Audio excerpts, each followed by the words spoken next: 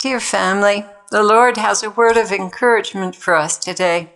And although He's addressing me, I know that it also applies to each of you who have worked so hard praying and fasting. He began, "We have spoken much about prayer and work lately, Clare. You have done your very best in so many areas that needed your attention. Now I would like you to enter into my rest and not push yourself so hard. I am pleased with you, and I need you to enjoy my company. Cling to me, dance with me, explore with me, take time for recreation with me, but most of all, rest in my presence. Cling to me with all your heart, and you will find ample strength to complete all I set before you. You have been seeing me, pulling you sweetly to rest your head above my heart. There is a reason for that. Yes, it is true. Place your hands upon my heart, and my love will guide you. Even so, place your head upon my heart, and my love will fill you to overflowing for your brothers and sisters, for the sheep of our pasture. Your willingness to do my will is a constant source of comfort for me, even as the sheep of our pasture show their willingness to respond to you helpfully when they sense the need. Those that drag their heels or seem distant are sick and need nourishment as well as counsel. It is good for you to pull them aside and minister to them. I love the idea of you reading letters and answering them in a message. Many will be edified and get much from that effort. Pursue that, please. But my major message to you today is that you have applied yourself and worked very hard, and now I want you to lean into me and recuperate, even with playing music. Your Thanksgiving song comforts the pain in my heart when it aches for the praises and gratitude of my people.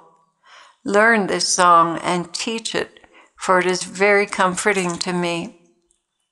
This morning you read from the book In Sinu Jesu and read about my Father's love for each of you. That book, by the way, is the journal of a priest at prayer. He's a Benedictine monk and priest, and it's very beautiful, it's very intimate, and it really addresses our need to see God the Father as He truly is, not as a harsh God, but as a tender, loving Father. Going back a little, this morning you read from the book In Sinu Jesu and read about my Father's love for each of you. Most have no idea what a father should be, as Satan has succeeded in defiling marriage, causing divorces and painful separations that result in open doors for many sexual partners for lonely women.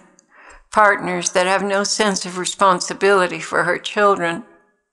How sad this has become, and how terrible is the abuse such children suffer, even when certain men turn to abusing them. The state of fatherhood is twisted wreckage on the ground, and where children sought comfort, there is nothing but enmity. This is why we must work so hard to convince people that my Father is love. He is not harsh with the innocent, and in fact is not even harsh with the guilty, because they too were abused by their parents. He is most harsh with religious people that put social demands on those seeking me, all in the name of religion. All I want taught is how to love me and draw close to me and live a pure and holy life, because that will bring you the most joy.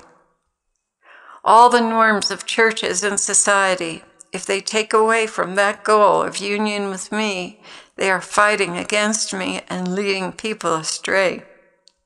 But there is a great awakening going on, where intimacy is being taught and encouraged. The next step in the journey, however, is very difficult for many Christians to understand. And that is the central role of suffering. This is not being taught, and therefore many are perplexed as to why they are not healed. My people, my Father is all about love and holiness. He allows many things in your lives to bring you to maturity.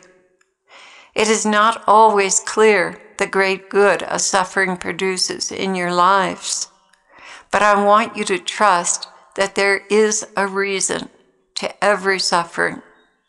There are times to heal, and there are times to abstain from healing.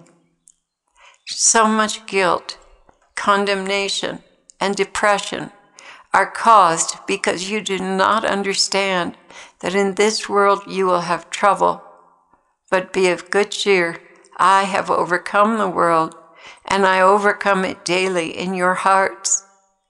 You will not know until heaven what the sufferings you endured patiently did for other souls who were on the edge of despairing of life.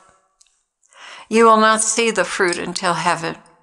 However, you may rest assured that as many times as I talked about suffering in the scriptures and the value of it, you can rest assured that the benefits into your account are way beyond anything you can fathom. No greater love has a man than to lay down his life for his friends.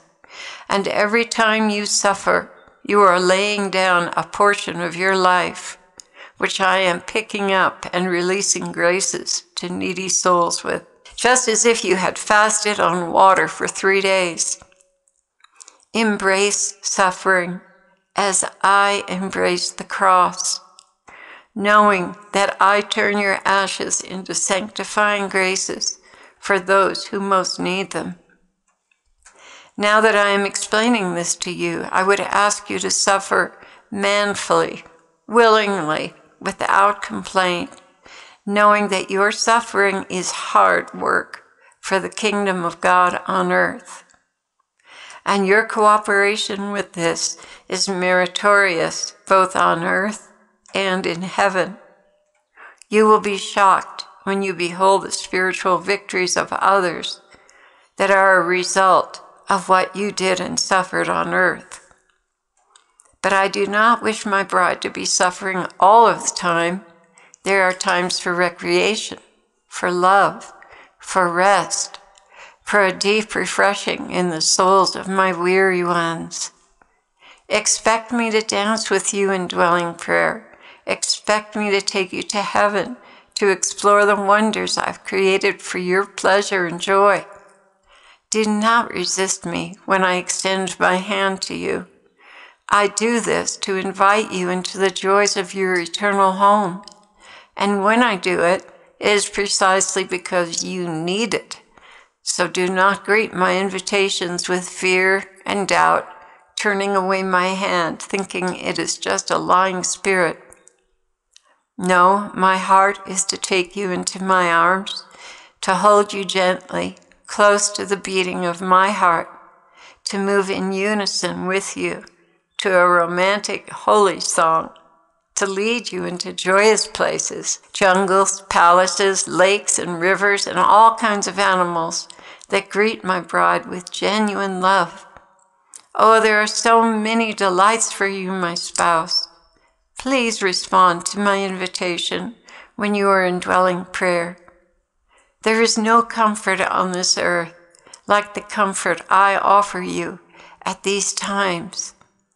Let your heart soar with me. Allow me to rejuvenate you and give you rest. It is most pleasing to me when a soul readily comes away with me to that secret place, that hidden garden I created in virginal purity just for you. And it is so disappointing when she suspects me and turns me away. Would a father give a snake to his son if he asked for a fish? Neither am I going to give you over to familiar spirits when I so long to comfort and restore you. Take my hand, blessed ones, take my hand, and come to me. Come to the eternal delights or just rest your head upon my heart and soak up the fathomless source of love I carry within my being, just for you. It doesn't matter that you've fallen, that you cannot sometimes live up to your own expectations of what I would ask of you. It doesn't matter if you've avoided me. It doesn't matter if you'd allowed yourself to be distracted away from prayer. None of this matters. I forgive you. Now I bid you, come. Come to the fountain of life, overflowing within me, to bring you endless comfort. Come.